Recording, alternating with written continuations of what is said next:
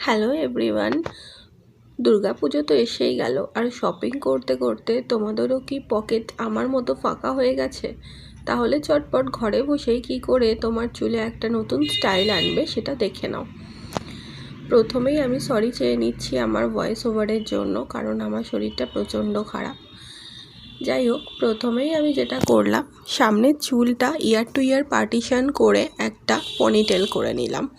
যে পনিটেলটা মাথার একদম সামনে, দেখো আমি দেখিয়েছি। তারপরেই মাথার ওপরে একটা পনিটেল করে নিলাম বাকি চুলগুলো নিয়ে। এবার এটাকে ভালোভাবে কোম্ব করে নেব। আর হ্যাঁ, চুলটা হতে হবে অবশ্যই ভিজে একদম। তারপরে যতটা আমি কাটবো ততটা ভালো করে আঁচড়ে নিয়ে আমি মেজারমেন্ট করে নিলাম।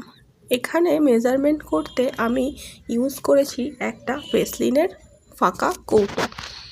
সেই অনুযায়ী মেজারমেন্ট করলে আমার দুটো পনিটেলই সমানভাবে কাটা হবে।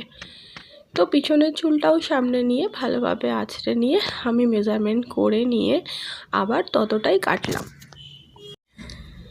সরি, এখানে আবার ফ্রেম থেকে আমি একটু বেরিয়ে গেছিলাম।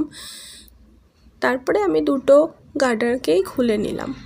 খুলে নিয়ে আমি যেহেতু হেয়ারের সামনে কিছুটা ফ্রিঞ্জ রাখা পছন্দ করি, তাতে করে আমার এই চওড়া কপালটা অনেকটাই ঢাকা পড়ে।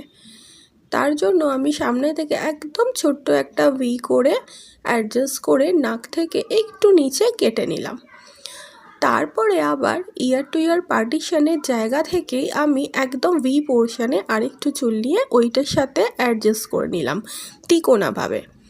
দেখো, শুকনো করার পরে চুলটা কতটা ভালো লাগছে। এইটাকে যখন আমি সেট করব আরও সুন্দর লাগবে।